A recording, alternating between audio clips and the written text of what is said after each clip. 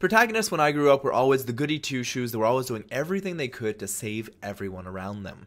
It wasn't about themselves. It was about being selfless and saving anyone you could, even at the cost of your own life. But what I found really interesting over the past few years is the rise of villain protagonists. We've had some of these before, don't get me wrong, that haven't always been goody two-shoes. But in manhwa in particular, over the past few years, we've had an amazing series of manhwa that have just given us borderline villainous main characters. They're still generally doing what is good for everyone, but they always have a little selfishness inside them. And they are the most fun manhwa out there. So guys, this is my top 5 right now of manhwa where the character is a complete badass, but he's only in it for himself. A couple of honorable mentions along the way though. So to start with honorable mentions, I have to mention SSS class Suicide Hunter. So this one follows a protagonist that is basically born with no powers. He looks up to someone on television that just has awakened to this crazy ass amazing power, and he's just jealous. And he's so jealous and such a negative person that his patheticness basically unlocks a secret power that allows him to steal the powers of other people. The only catch is to learn the power he has to die, which is a tad inconvenient. Due to circumstances with that big badass that he's like obsessed with, he's able to gain his power and finds a way to basically turn back the clock of himself and able to gather other different powers with other characters. But because of the context of how he learns his abilities, there's a lot of brutality involved, and characters that aren't necessarily villains having to be silenced because he wants their power no matter what. It's a fun series. It's not my favorite right now, but it's definitely worth checking out. So SSS class Suicide Hunter, guys. This one is one that I'm really enjoying, though I still can't put it in my top 5 right now. It's called Regressor Instruction Manual. Follows basically you're teleported into a game-like system, you're put through some trials, and you awaken very much a tactician-style plot device around like your skill sets and your powers. But you're basically in it to win it. You're sentenced to death with this power system. You are not as strong as the other people. You're not a great magician. You're not a great fighter. But you are a king of manipulation. And I have to say, the characters in this story are super interesting. They're not one-dimensional. You have this very manipulative girl that is actually a psychopath at the same time. Main character knows this. He's manipulating her in his own way, and it's all about that manipulation and how he's making sure that at the same time he's allowing others around him to survive with his strategy, but it's all about him getting through this whole situation without dying.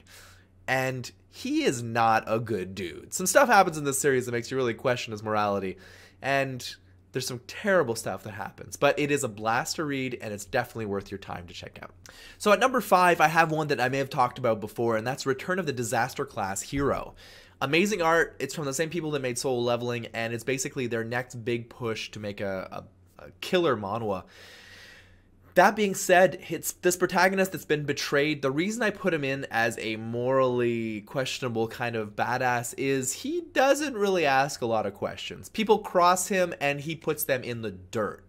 He's a badass. He still is more of a good guy, but you definitely feel the unquestionable nature of you cross him, you're screwed. It's basically the whole concept. It's not all about, I want to do what's right for society. And no, it's about, I'm going to end you and you're not going to enjoy it too much. So definitely check this one out. Return to the Disaster Class Hero. Definitely worth checking out for its art alone, but the fights are really on point. And honestly, his revenge story, oh, it's so satisfying. So satisfying. So check it out, guys. And it's still early on in its run, so you have a ton of chapters to wait for in the future as well. Particularly with Solo Leveling ended. Ugh.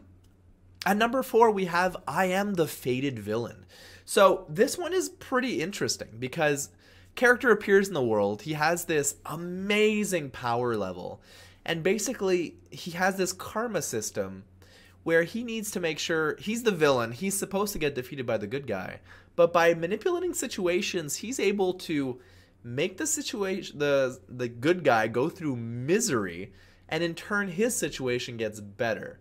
So it's a really interesting thing. The female main character is really interesting. The art style looks on point, but it is really early on. So we're only 12 chapters into this one, so I still have to mention that it could turn out not to be that great, but I'm having a blast with it whenever I read a new chapter, so I think you should check it out, absolutely. The third one actually is probably one of the ones I'm enjoying the most, and that is Return of the Unrivaled Spear Knight. This one has the reason you'll understand what I'm putting him. He's technically a very honorable main character, but he got betrayed, and now he ain't taking shit from no one. He is putting the smackdown on every character that crosses him in the wrong way. And at first he's like, you know, I'm not gonna show my power level. I'm gonna keep it hidden. That did not last. He basically puts down any like character that could be a bully at any point in time. He knows who the big bad villains are going to be in the future, so he's basically beating their ass as kids before they turn into as bad as they could be later on. And I have to say, it's damn enjoyable watching them do it. It is following a younger character right now, so that may not be always your jam. According to the art style and the front page of what this one looks like, it looks like there might be a time jump coming eventually, which would have me super excited because I think that art style looks phenomenal. But the fights are really cool. The storyline's awesome. I love revenge tales. I think they're really enjoyable. And the fact that I feel this character is going to be putting the smackdown on so many people along his revenge path just has me excited for him getting revenge on all those people that wronged him in his past life. Such a good one. Check it out. At number 2, I'm going to put Magic Emperor. This is a Chinese manhwa, so is I Am the Fated Villain. They're both really phenomenal, and they both kind of break the mold of their genre in a lot of ways. Magic Emperor has the coldest protagonist. Straight up, he is the coldest. He manipulates, controls, kills anyone he has to get ahead. The fact is, his character is one that was betrayed at the beginning of the story. He was the greatest, most powerful emperor ever to exist in the universe, if you will. And he's returned to Earth in the body of a humble steward. And the things he does, and the manipulations he does on people that are way more powerful than him in the story, is majestic. It's fun to watch, hilarious at times, but I have to say, he is brutal in his beatdowns. There's so many characters that get killed off, and he's not always there to do the right thing. There's a situation that happens where, yeah, the bad guy gets killed, but so do hundreds of innocents. Because his job right now is to get things done, not to get them done cleanly. And he gets the respect of people around him, but he earns that respect through fear, and that is something he definitely feels unique in his own right.